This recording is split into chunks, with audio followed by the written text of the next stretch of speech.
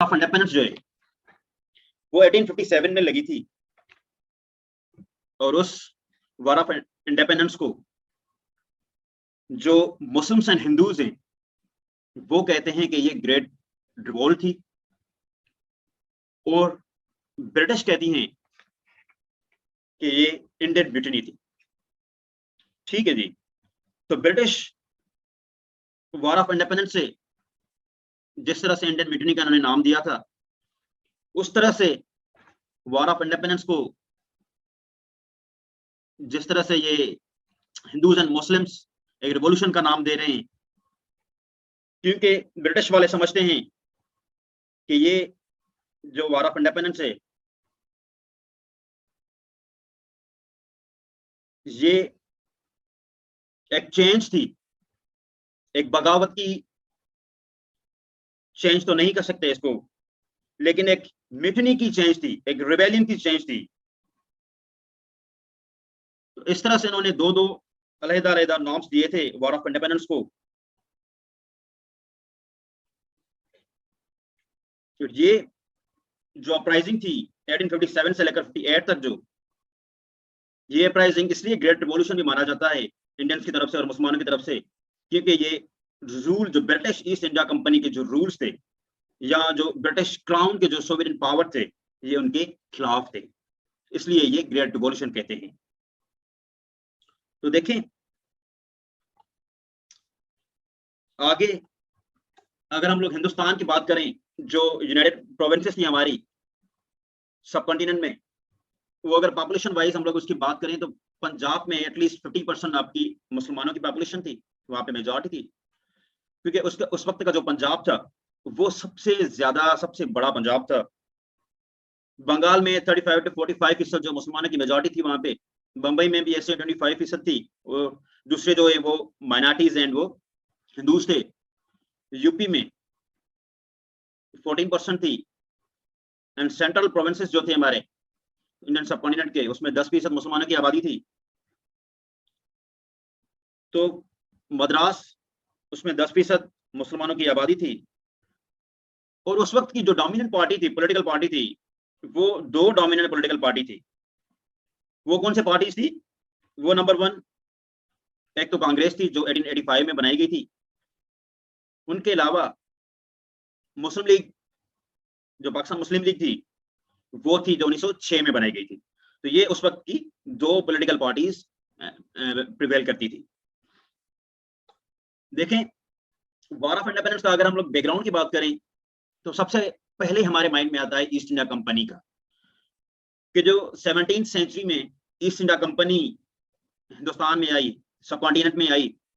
तो वहां पे जब इन्होंने एस्टेब्लिशमेंट की अपनी, वहां पे जब इन्होंने कंपनी बनाई, तो वहां पे क्या होता था कि जो जीडीपी रेशो था,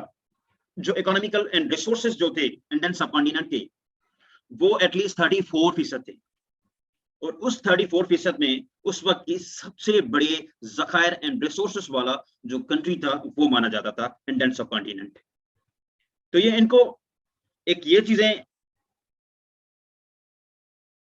बहुत बड़ी अट्रैक्टिव लगी अंग्रेजों को कि हम लोग वहां पे जाके अपनी कंपनी स्टैब्लिश करें एंड वहां पे रूल ओवर कर दें। तो इनके अलावा आगे चल के एस्टेब्लिशमेंट हो गई ईस्ट इंडिया कंपनी। उसमें तो सबसे ज्यादा जो इंपॉर्टेंट इंसिडेंट होता है वो होता है आपका बैटल ऑफ द प्लेसी। उस बैटल ऑफ प्लेसी में एक टर्निंग पॉइंट होती है, तो वो टर्निंग पॉइंट इस तरह से है कि सिराजुद्दौला को जिस तरह से शिकस्त मिलती है, या उस वक्त की जो करंट गवर्नमेंट थी, जो करंट डायनेस्टी थी, वो थी मुगल डायनेस्टी, और वो मुगल डायनेस्टी सबसे ज्यादा इंपॉर्टेंट एंड इन्फ्लुएंशियल डायनेस्टी थी मुसलमानों की। तो उस मुगल डायनेस्टी को इन्होंने सरपास कर दिया,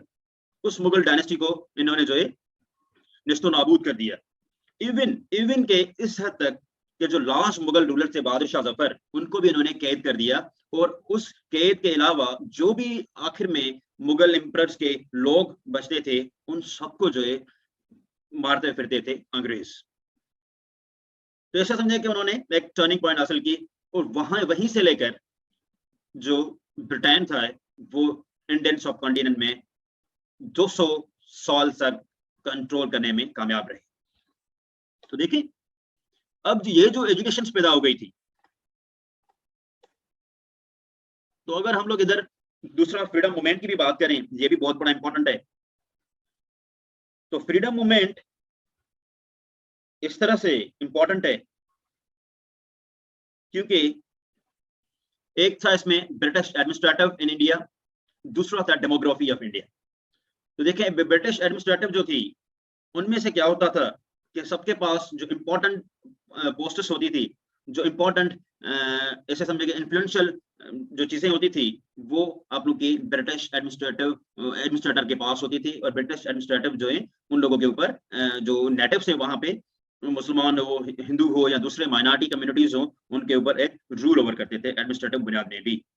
क्योंकि उनमें से जो अच्छी अच्छी अपने पोस्टें थी, जैसे कि ब्यूरोक्रेट्स हो गए, जिस तरह से आपके जुडिशरी हो गई, और इस तरह के जो बड़े बड़े उहदे थे, वो सब लोग ब्रिटिश अंग्रेजों ने अपने पास रख दिए थे। तो ये मैं बैकग्राउंड बता रहा हूँ फ्रीडम मूवमेंट का भी।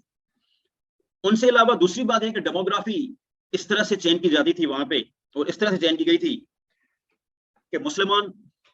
या हिंदू या दूसरे माइनॉरिटीज जो थे, वो पहले ऐसा होना चाहिए था उस वक्त कि भाई जिसकी पॉपुलेशन ज्यादा हो, उस पॉपुलेशन के अकॉर्डिंग ही आप लोग को उतने रिसोर्सेस हैं, आप लोग को उतनी जो है आपकी मेजॉरिटी है, तो आपको एक अलग प्रोविंस या स्टेट मिलेगा। इस तरह से होना चाहिए था, लेकिन उस तरह से नहीं हुआ। इन्होंने तो अच्छी खासी प्री प्लान एंड प्रोपेगेंडा के थ्रू अपनी डेमोग्राफी जो थी हिंदुस्तान की, वो चेंज करके रखी थी। तो मैं इंशाल्लाह वो डिटेल में आप लोग को कभी बता दूंगा कि किस तरह से इन्होंने डेमोग्राफी एंड एडमिनिस्ट्रेटिव रूलर जो थे उनके ऊपर हावी एंड बहुत बुरा सलूक करते थे नेटिव्स इंडियंस के साथ। तो हम लोग आते हैं कि रीजंस क्या था, आखिर क्या वजूहात थी कि हिंदूज एंड मुसलमानों ने ब्रिटिश के अगेंस्ट जो एक अपराइजिंग स्टार्ट कर दी थी। तो जैसे मैंने आपको एडमिनिस्ट्रेशन का मिसाल दिया कि वहीं पे 80/20 रूल जो था वो एस्टेब्लिश था अंग्रेजों की तरफ से। ऐसे समझिए कि कंट्रोल वर्सेस अथॉरिटी सिस्टम था। कंट्रोल सिस्टम जो था, कंट्रोलिंग सिस्टम अंग्रेजों के पास होता था, और जो अथॉरिटी सिस्टम थी वो आप लोग की इन जो इंडियन सबकॉन्टिनेंट के जो मुस्लिम्स एंड हिंदूज थी या दूसरे माइनॉरिटीज थी उनके पास होती थी। तो 80/20 रूल का ये मकसद है कि भाई सबसे ज्यादा जो 20 इंपॉर्टेंट जो आप लोग की जो पोस्ट होंगी, जो 20 इंपॉर्टेंट जो आप लोग के उहदे होंगे, वो आप अंग्रेजों के पास रखेंगे, और वो दूसरे जो 80% होंगे, जो लेबर वगैरह, क्लर्क्स वगैरह और दूसरे जो पोस्ट्स होंगे, वो आप लोग इनको दे देंगे। सबसे बड़ी वजूहत तो यही थी, जिसके खिलाफ जो है हिंदूज एंड मुस्लिम्स कटे हो गए थे। दूसरा ये था कि उन्होंने जो कोर्ट सिस्टम बनाया था, उन्होंने अंग्रेजों ने क्या किया कि लैंग्वेज सिस्टम जो था वहां पे, जो पहले प्रिवेल करता था मुगल के दौर में, जब मुगल्स की हुकूमत थी, उस वक्त जो लैंग्वेज कोर्ट में जो लैंग्वेज थी, तो वो उन्होंने अंग्रेजों ने चेंज करके उनको भी ऑफिशियली अंग्रेजी या इंग्लिश जो है उनको कंपल्सरी इंपोज कर दी गई। तीसरा फैक्टर है सबसे ज्यादा हमारा इकोनॉमिक एस्पेक्ट।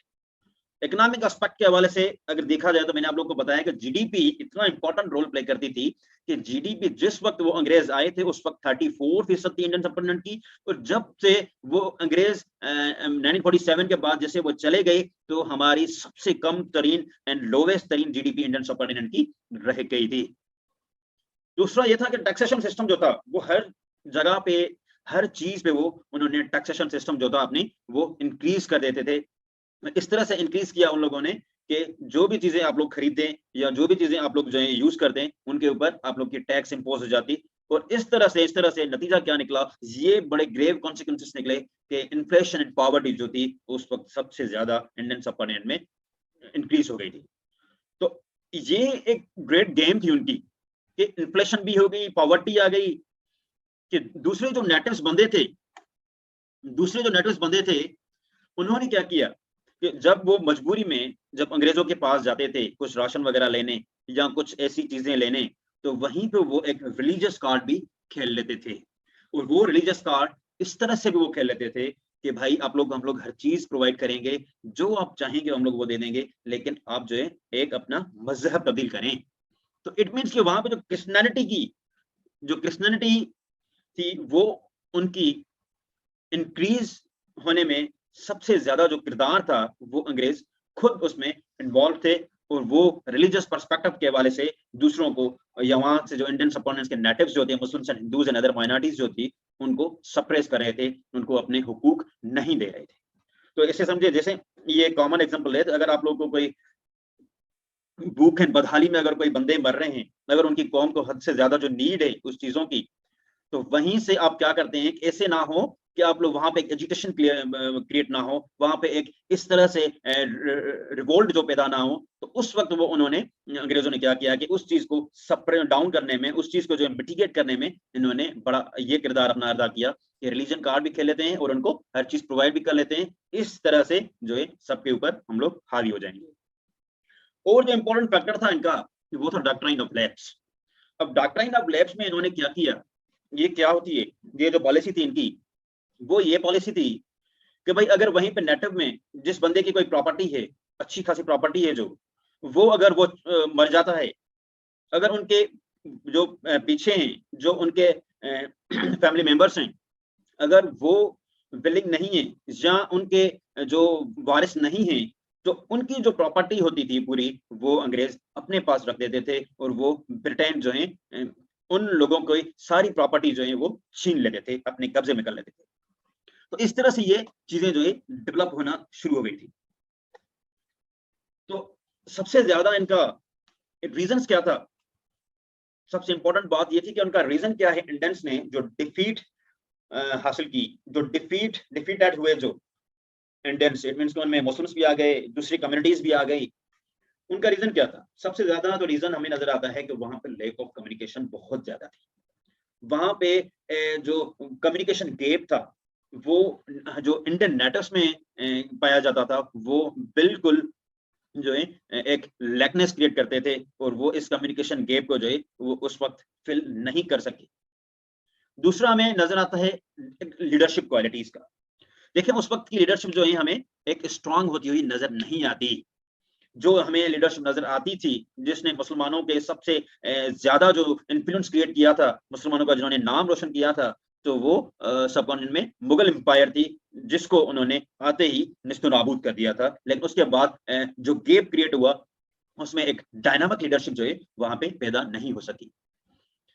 तीसरी बात अगर हम लोग बात करें तो ये इंपॉर्टेंट है कि mismanagement and lack of understanding due to the Hindu Muslim norms. तो मुस्लिम एंड हिंदू की कल्चरल नॉर्म्स की वजह से, उन दोनों की के सेपरेट रिलीजियस प्रैक्टिस की वजह से जो उनमें जो अंडरस्टैंडिंग पैदा हुई, जो उन लोगों में जो मिसमैनेजमेंट पैदा हुई, वो सबसे ज्यादा जो है एक बायस बनी इंडियंस के लिए, जिन्होंने उनको एक शिकस्त दिला दी। तो ये सबसे ज्यादा मोस्ट इंपॉर्टेंट बैकग्राउंड था इस वॉर ऑफ इंडिपेंडेंस का। जिस तरह से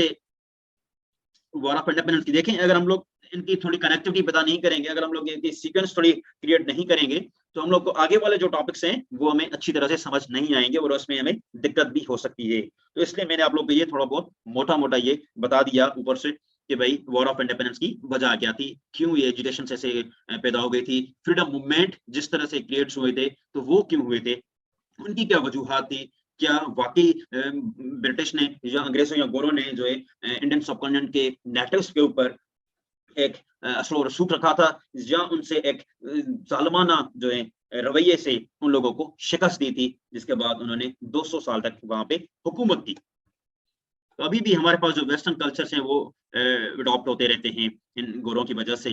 हमारे पास ये काफी गैप क्रिएट हो गया था।